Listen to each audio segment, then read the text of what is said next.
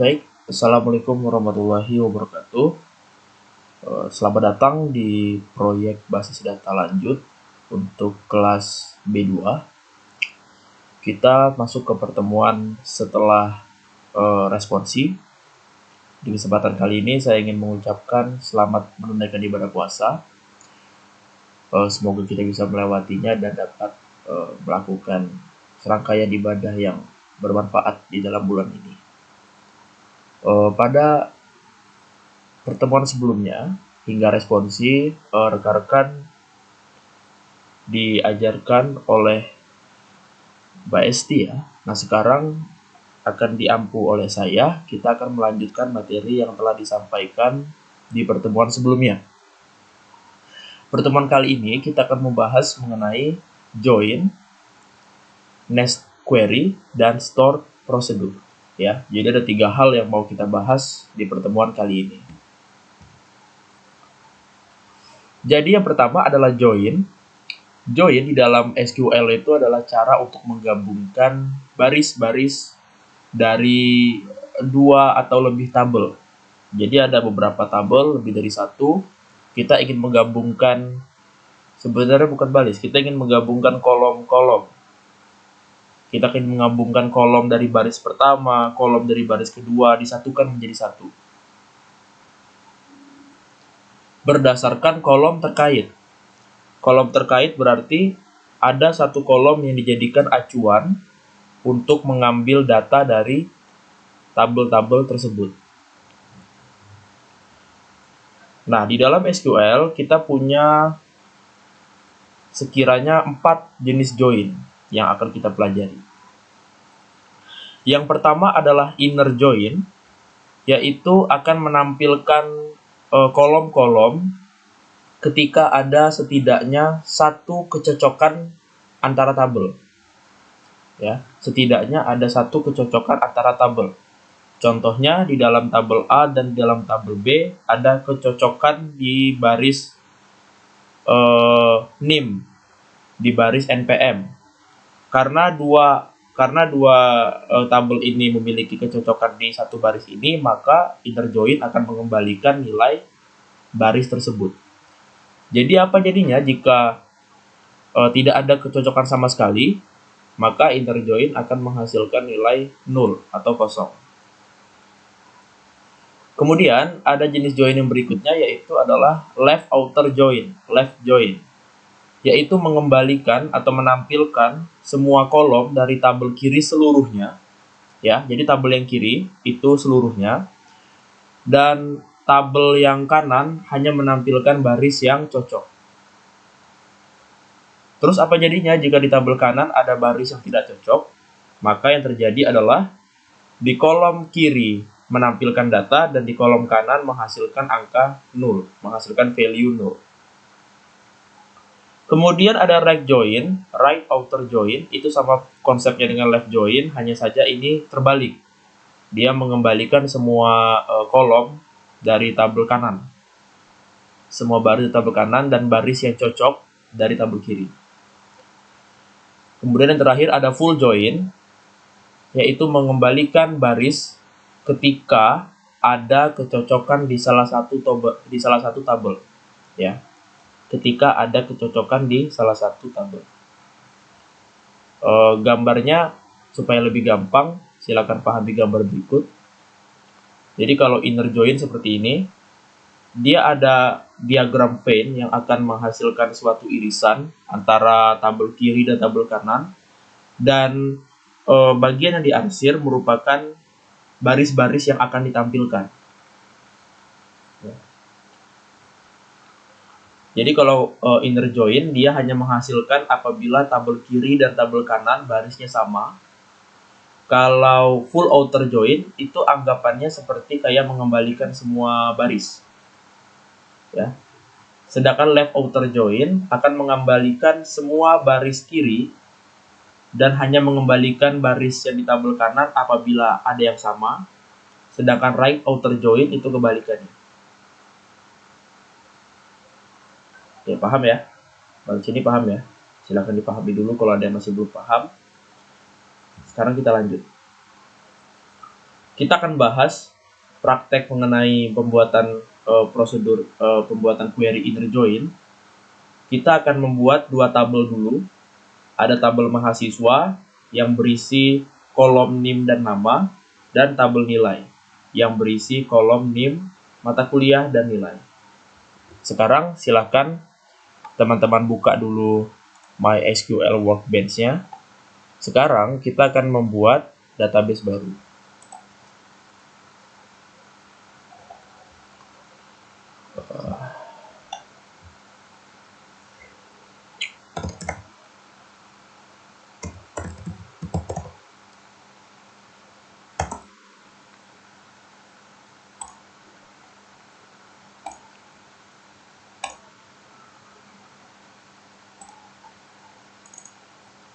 Setelah dibuat database-nya, sekarang kita akan membuat tabelnya.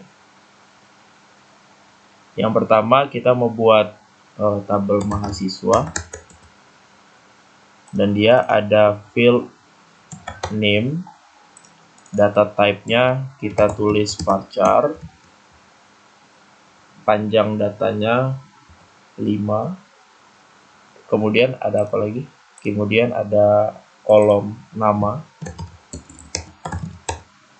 varchar, panjangnya 45.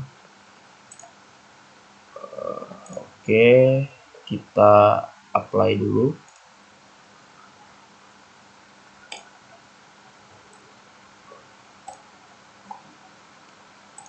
Sekarang kita akan buat tabel berikutnya, yaitu tabel nilai.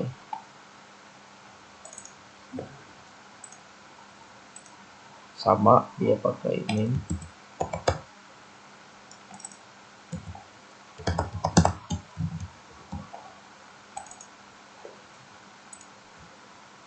Mata kuliah.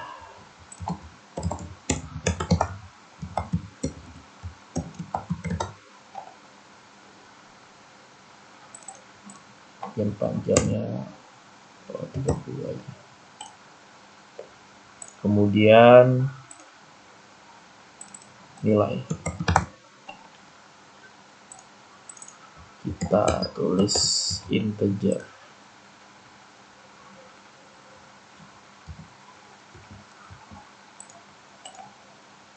Oke. Kita apply.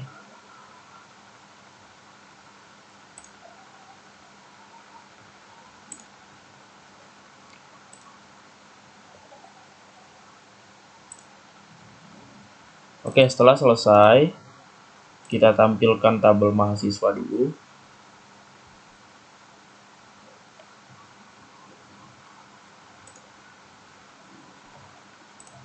Dan kita tambahkan data-data baru.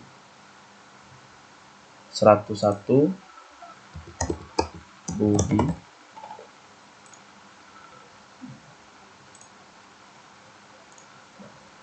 Kemudian 102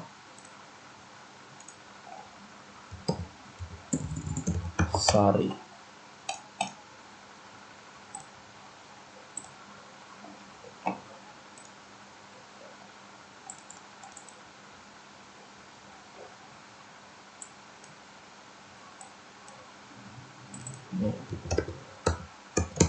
Budi.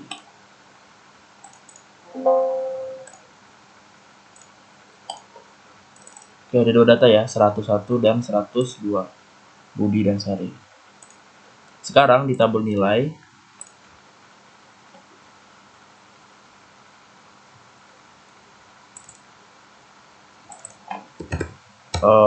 NIM 101, mata kuliahnya matematika, dan nilai didapatkan adalah 85.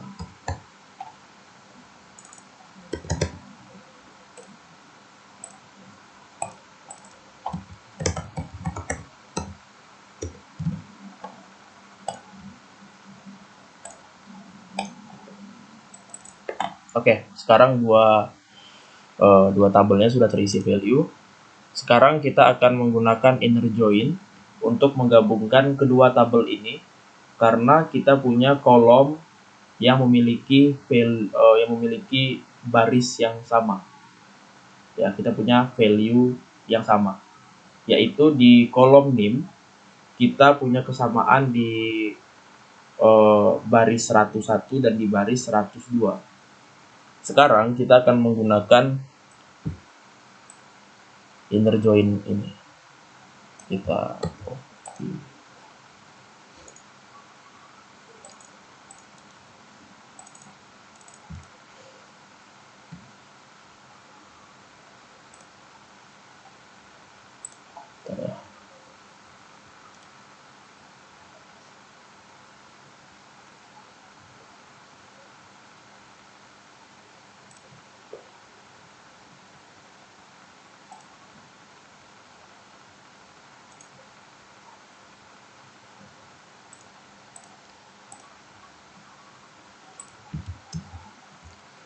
Jadi kita select dari mahasiswa, kemudian dikecil aja nih, mahasiswa, dan di kolom nama, kemudian di nilai, dan di kolom mata kuliah.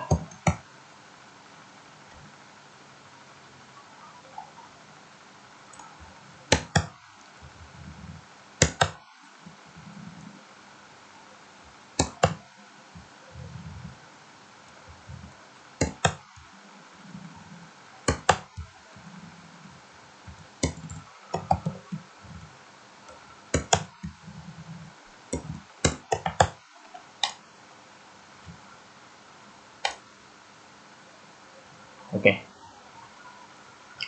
Jadi sekarang kita telah menjalankan proses inner join, ya. Kita menghasilkan keluaran berupa 3 kolom, yaitu nama, mata kuliah, dan nilai, dan menghasilkan 2 baris, yaitu Budi dan Sari. Mengapa demikian? Karena ketika kita membuat query tadi, ada perintah select yang berarti pilih di tabel mahasiswa kolom nama, di tabel nilai kolom mata kuliah, dan di tabel nilai kolom nilai. Ini adalah 3 kolom yang akan ditampilkan. Kolom nama diambil dari tabel mahasiswa, kolom mata kuliah diambil dari tabel nilai, dan kolom nilai diambil dari tabel nilai. Ya, select mahasiswa, nama, nilai mata kuliah, nilai-nilai from dari mahasiswa. Dari mahasiswa adalah tabel yang sebelah kiri. Inner join tabel sebelah kanan, yaitu tabel nilai. Kemudian dari mana kita ingin menggabungkannya? Dilihat dari kolom NIM. On mahasiswa kolom NIM dan di tabel nilai kolom NIM. Maka sistem akan mencocokkan kesamaan antara data yang ada di kolom NIM. Data 101 itu sama dengan data 101, maka akan menampilkan baris tersebut. Dan di kolom berikutnya pun 102 dan 102 merupakan value yang sama. Maka kita menampilkan 2 baris yang sama. Oke, sudah paham ya? Ini untuk inner join. Selanjutnya yaitu left join. Left join itu mengembalikan semua baris dari tabel kiri. Berarti tabel kiri akan ditampilin seluruhnya. Tabel kiri tadi apa? Merupakan tabel bernama mahasiswa. Berarti semua baris di tabel mahasiswa akan ditampilkan. Tapi kalau di tabel nilai hanya menampilkan baris yang cocok dengan di tabel kiri. Ya. Jika tidak ada kecocokan, hasilnya adalah nol. Sekarang kita tambahkan lagi 1 baris ke tabel mahasiswa. 103 dengan nama Rina. 103.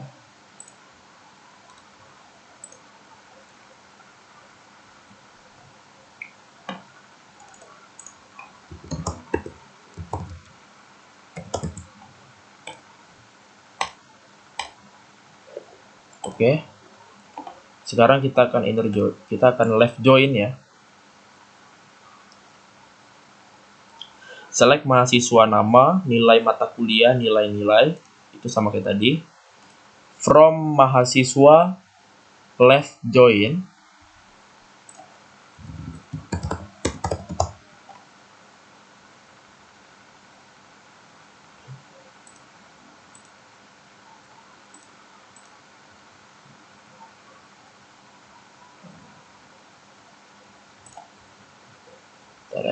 left join dari tabel sebelah kanan yaitu tabel nilai pada kolom name, ya.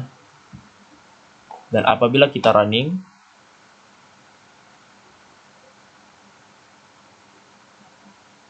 maka menghasilkan 3 kolom seperti biasa, dan kita terdapat baris tambahan yaitu dengan nama Rina, mata kuliahnya 0 dan nilainya 0. Mengapa demikian? Karena NIM yang ada di baris Rina di dalam tabel mahasiswa yaitu bernilai 103. Sedangkan di tabel nilai itu tidak ada NIM 103. Artinya apa? Dia hanya menampilkan semua baris dari tabel kiri. Karena NIM asalnya dari tabel mahasiswa, maka ditampilkan semua. Namun untuk baris mata kuliah dan nilai itu kan dari tabel nilai, maka karena tidak punya NIM 103, maka akan menghasilkan nilai 0. Ya. Paham ya? Sekarang kita lanjut ke right join, merupakan kebalikannya. Sekarang kita tambahkan lagi satu baris ke tabel nilai.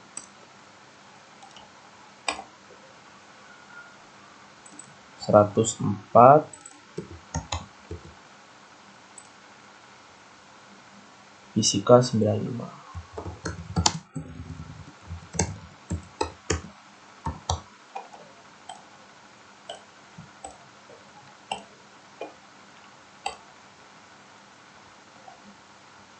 Sekarang sama aja, kita ganti left-nya ke right.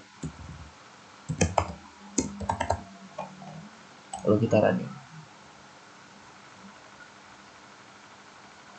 Nah, sekarang terbalik dari yang awal tadi. Sekarang karena NIM 104 itu tidak ada di tabel mahasiswa, maka kolom nama yang merupakan dari tabel mahasiswa akan menghasilkan nilai 0 karena tidak mempunyai nama dengan NIM 104. Ya. Paham ya? Sekarang kita lanjut ke full join. Full join itu mengembalikan baris ketika ada kecocokan di salah satu tabel. Jika tidak ada kecocokan, hasilnya adalah 0 hanya di bagian yang tidak cocok.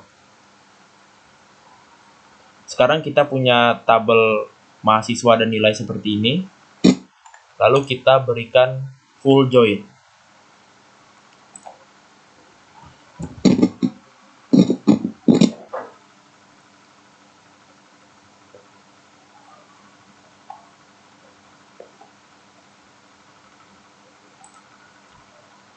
Nah, jadi untuk full join ini ada kesalahan ya di sini ya. Di sini seharusnya tidak seperti ini. Karena full join itu tidak didukung oleh SQL ya, oleh MySQL. Tidak didukung. Sebagai gantinya kita menuliskan secara manual. Full join itu secara konsep adalah perpaduan antara left join dan right join, menghasilkan full join. Jadi caranya adalah yang pertama kita akan membuat left join dulu. Left join berarti menampilkan seluruh yang kiri dan yang kanan hanya yang sama. Sedangkan right join menampilkan seluruh yang kanan dan hanya menampilkan yang kiri kalau ada yang sama. Dan ketika diunionkan, dia akan menampilkan seluruh baris apabila ada salah satu yang sama. Ya. Kalau tiga kolom ini tidak sama, berarti tidak ditampilkan. Seperti itu. Dan hasilnya seperti berikut. Ya, ini query untuk full join ya. Seharusnya bukan full join. Kita menyebutnya union, ya, gabungan antara left join dan right join. Oke.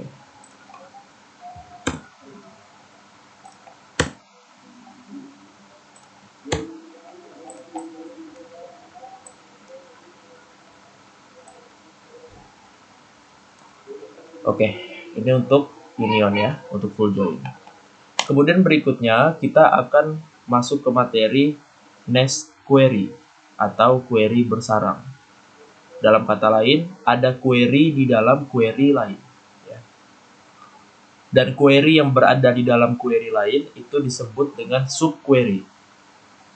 Subquery dapat berada di where clause atau di from clause.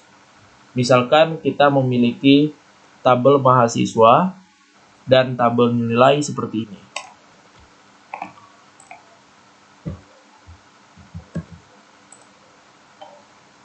Ini kita ganti ya 103, kemudian fisika 70.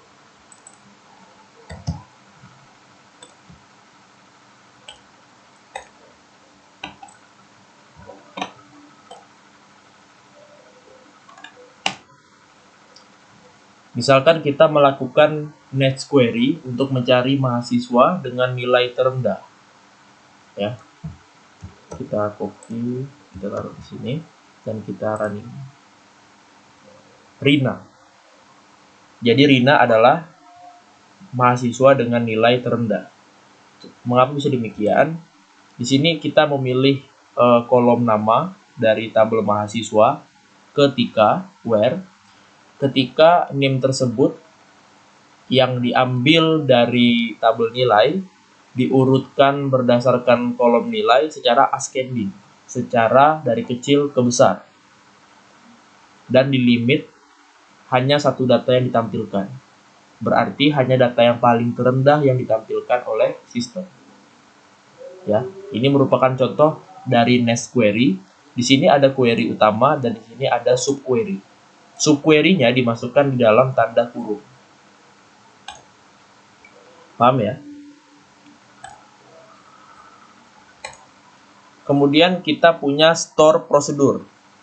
Store procedure adalah sekumpulan perintah SQL yang disimpan di server database. Store procedure bisa digunakan untuk melakukan operasi yang kompleks dan dapat dipanggil berulang kali. Jadi kalau store procedure itu, kalau di JavaScript itu mirip dengan function. Jadi function ini dapat disimpan dan dapat dipanggil apabila perlu. Bisa dipanggil berulang kali. Nah, begitupun dengan store procedure. Jika suatu prosedur telah disimpan, maka kita tidak perlu menuliskan kodenya lagi. Kita hanya perlu memanggil nama prosedurnya. Ya. Misalkan tadi kita punya tabel nilai seperti ini. Kemudian kita ingin membuat store prosedur untuk menambahkan nilai. Jadi sekarang kita punya prosedur tambah nilai supaya menambahkan nilainya lebih otomatis.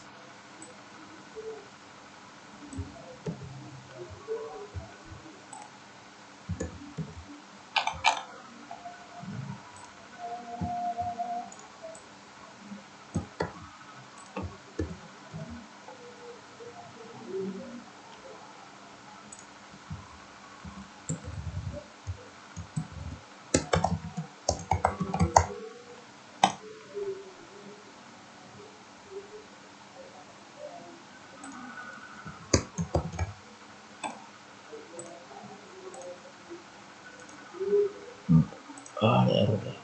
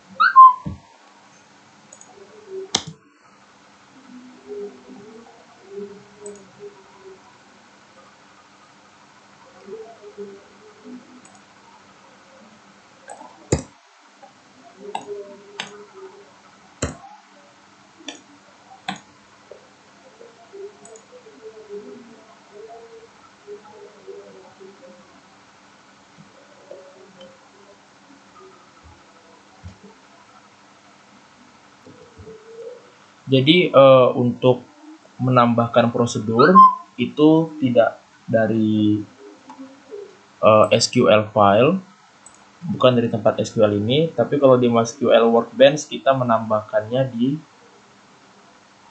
sini. Ya, kita klik ya, create a new store procedure in the active schema. Jadi nanti kita ketika diklik maka akan ada prosedur untuk menambahkan prosedurnya. Nanti kita copy codingan tadi dan kita pindahkan ke sini. Ya. Dan kita akan mendeklarasikan prosedur baru bernama tambah nilai yang akan menerima parameter, yaitu parameter NIM, parameter mata kuliah, dan parameter nilai. Dan ini yang akan kita inputkan nanti dan akan ditambahkan ke dalam tabel nilai. Ya. Jadi prosedurnya kita ingin menambahkan data baru ke tabel nilai dengan cara menambahkan value di kolom NIM, mata kuliah, dan nilai. Ya. Setelah itu disimpan, dan sekarang kita baru kita kopikan bagian bawah ini. Cara untuk memanggil prosedurnya adalah dengan menggunakan query call. Ya. Call tambah nilai itu nama prosedurnya, dan masukkan data-data yang mau kita tambahkan, parameter-parameternya. Lalu kemudian kita running dan selesai. Sekarang kita tampilkan datanya di tabel nilai dan sudah tertambah ya. Sudah ada NIM 104, mata kuliah kimia, dan nilai 95. Itu untuk store prosedur ya.